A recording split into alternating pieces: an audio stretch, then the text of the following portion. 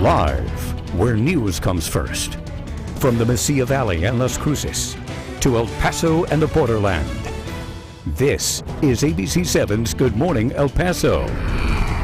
Welcome back to Good Morning El Paso, everyone. I'm Hillary Florin. And I'm Stephanie Valle. It is 6:30. It is Thursday. It is windy out there, especially if you live on the west side of the mountain this morning. We have established that. We're under a first alert, and Nicole Gomez has all the details. Good morning. Good morning. It's very windy out there. So windy that our studio lights are actually shaking here at the studio. We're going to take you out to I-10 at Sunland Park, give you an idea of just how windy it is. If you are headed out, notice the camera is shaking. So doesn't look like the traffic is being affected. Not that I'm trying to give you the traffic. Mauricio's coming up in just a few minutes with that information, but just giving you an idea of what it looks like outside right now. It is very windy. Give yourself enough time as you head out this morning. We are seeing winds out of the east to northeast at 25 to 35 miles per hour, gusting as high as 45. Our ABC7 WeatherNet sites reporting gusts just outside of our studio at 53 miles per hour. So we're expecting the strongest wind gusts between now and lunchtime. So there it is right there, just outside the studio, 53.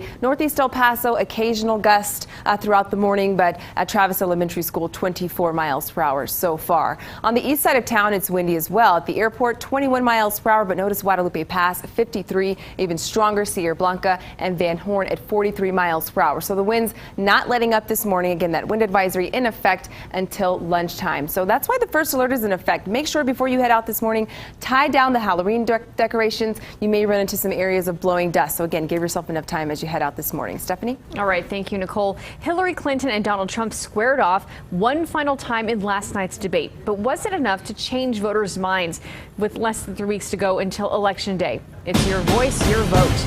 And yet another debate filled with more memorable moments. A basic foundation of democracy steals the show, the night quickly turning personal. But the two candidates did start off things by talking about policies, from abortion and immigration to foreign policy. Clinton calling out Trump's relationship with Russian President Vladimir Putin and not letting him off the hook for his controversial statements and actions regarding women, to which Trump offered a blanket denial.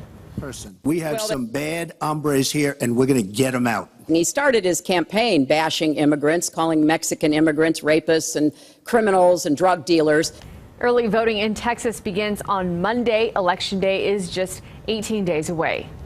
So who do you think won the debate? We have a poll on our Facebook page asking that very question. You can also click on this story on our website, kvia.com. So far, the results show 53% think Hillary Clinton won and 25% believe Donald Trump came out on top. 21% say neither candidate convinced them.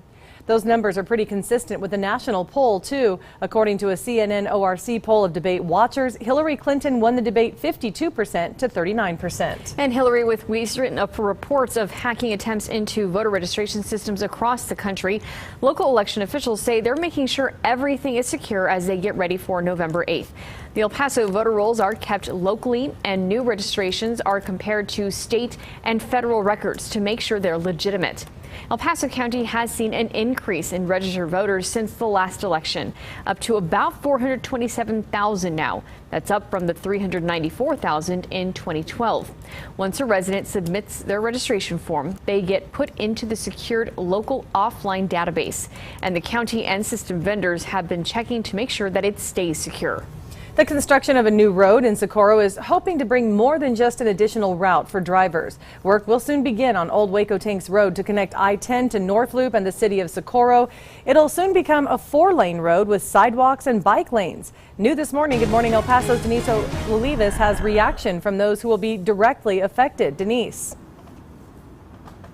Good morning. The mayor of Socorro, Jesus Ruiz, and County Commissioner Vince Perez says that this is a milestone for the area. And on each side right now, as you can see, Old Waco Tanks, just a lot of dirt and rocks that make up the road, but also surrounding the road on both sides, there is actually also farmland. And one woman who lives on the agricultural property says it's going to bring a lot of changes to her way of life.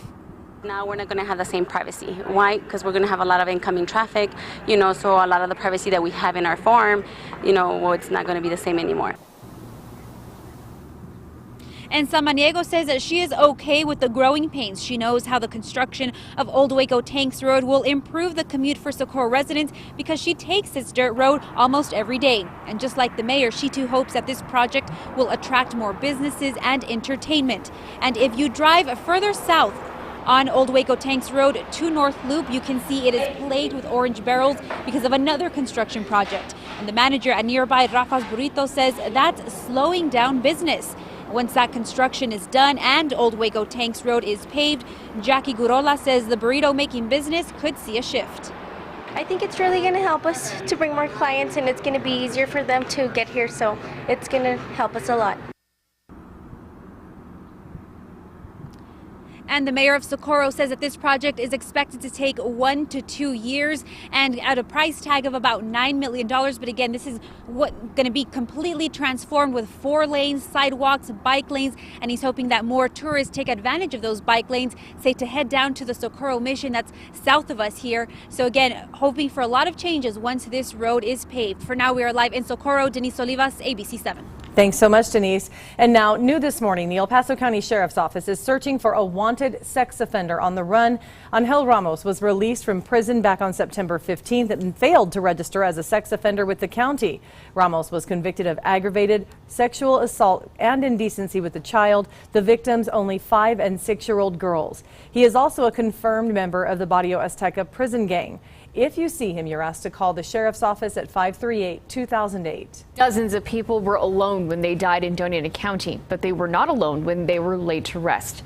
From the ABC 7 New Mexico mobile newsroom, 23 people were buried at St. Joseph's Cemetery in Las Cruces. They were indigent and had nothing but their name to identify them when they died. A small group of people took flowers to their graves and bowed their heads in prayer. We know that all of them were between 52 to 82 years old. Each of the bodies was cremated, stored, and held for 2 years by the county before being buried.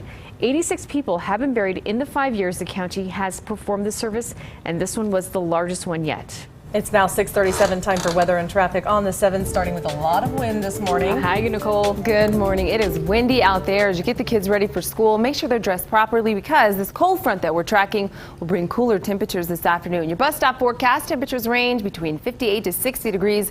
Winds are out of the east at 25 to 30 miles per hour. So with the winds up, feels much cooler out there. Las Cruces 49 to 55 degrees, seeing those windy conditions with gusts around 35 miles per hour. So along the western slopes of the area mountains, that's where we are seeing the strongest winds. Notice our WeatherNet site sponsored by the Mattress Firm showing that at Putnam Elementary School 44, the War Eagles Air Museum out in Santa Teresa 30, and outside of our studio we're at 53 miles per hour. Current wind speeds El Paso at the airport, we're at 14. These are sustained wind speeds. Las Cruces not an issue currently, but notice Guadalupe Pass 46 miles per hour. We start out with mild temperatures, but we won't warm up that much this afternoon. And Las Cruces clear skies. We're currently at 51 degrees. Coming up in your full forecast, we are under that ABC 7 first alert. The winds will continue this afternoon. I'm going to let you know when we're expected to warm back up. That's coming up in your full forecast. Mauricio? Hi there, Nicole. Good morning. Well, traffic not looking so bad as you start off your day. Our border wait times looking good as well. 25 minutes on Bridge of the Americas, 25 minutes also for Paso del Norte, 10 minutes on the Isleta Bridge, and our other 2 bridges, not much of an issue there. 10 minutes on Tornillo Guadalupe, 5 minutes on Santa Teresa. We do have a closure, though, of Highway 70 east of Las Cruces. I'll have those details coming up in just a bit, but here's how our traffic is looking so far. No major issues, green covering the borderland right now, but as Nicole mentioned, we have dusty conditions and wind conditions on roadways in West El Paso, where there's been construction over these past couple of days. So by Executive, by Sunland Park, the dirt not as compact there, so we're starting to see it hit the roadway. So just be advised as you are heading out there. Here's how things look in Las Cruces. Good morning to you. 72 miles per hour on I-10 if you're heading west, 65 if you're heading east towards El Paso, 64 right now is our current speed on I-25. As I mentioned earlier, we have that closure of Highway 70 starting up at 8 in the morning between mile marker 164 and 200. It's only going on for 1 hour though, so just be advised as you are heading out there. Let's show you how things look outside now with our ABC 7 text data cameras. Here's that area I was talking about, I-10 at Executive. We might not see any dust right now, but we have seen it earlier. So again, if you're heading out there, just drive safe and make sure you have both hands on the wheel. Good advice. Thank you, Mauricio. Still to come here on Good Morning El Paso, 2 big football games this weekend in Cruces. So why is one game time being pushed back? It's 6:39.